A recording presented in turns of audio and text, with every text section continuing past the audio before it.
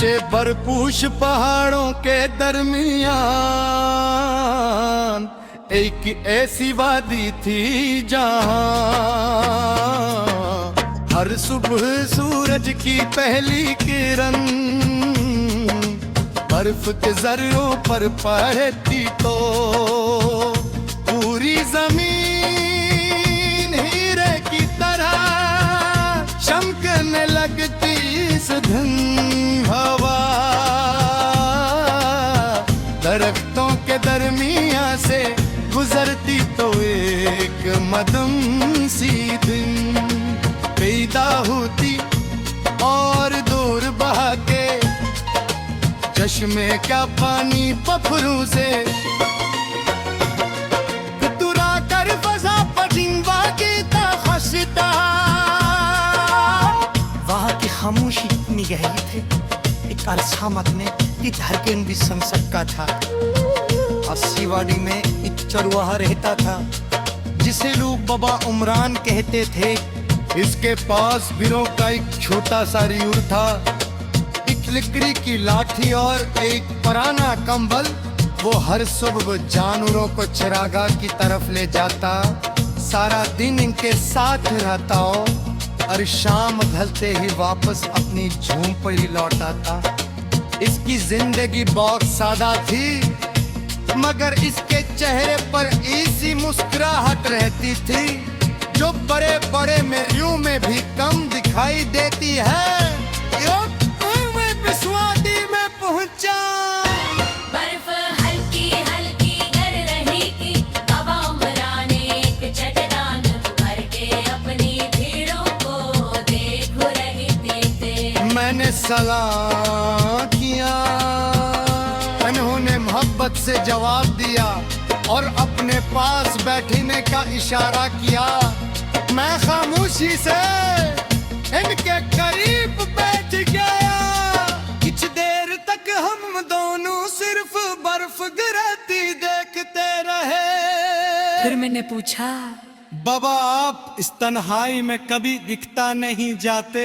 वो मुस्कुराए और बोले, जो अपने दिल से बात करना सीख ले वो कभी अकेला नहीं रहता। ये बात मेरे दिल में उतर गई।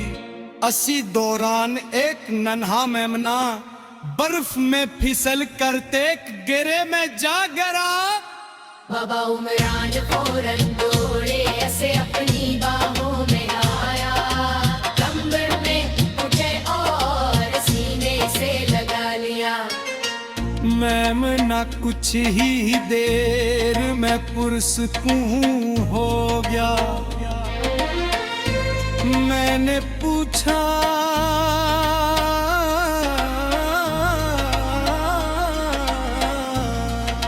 आपने इतनी सर्दी में अपनी जान खतरे में क्यों डाली? वो बोले, रहम सिर्फ इंसानों पर नहीं हर जानदार पर होना चाहिए।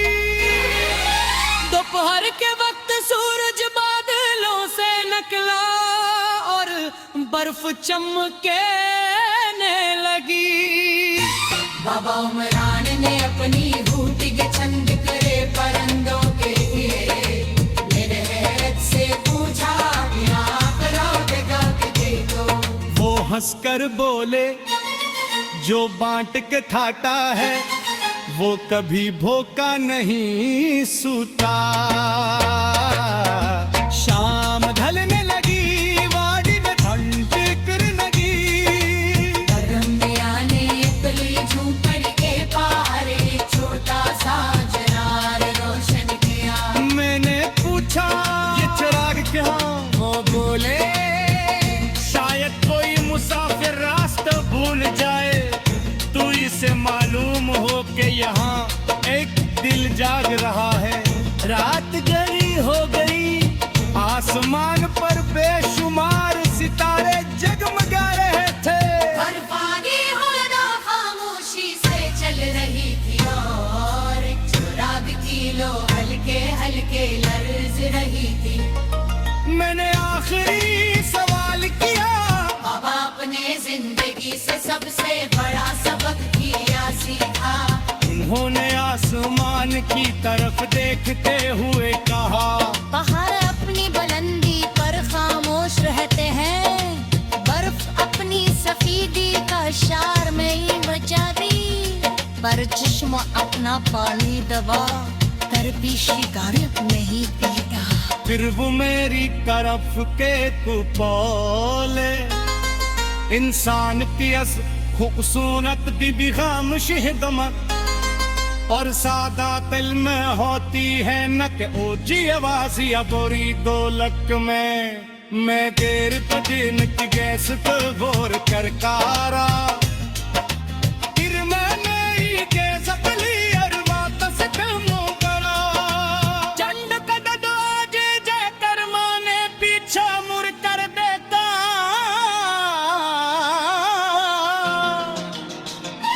मैंने आखिरी सवाल किया, बाबा अपने जिंदगी से सबसे बड़ा सबक किया सीखा।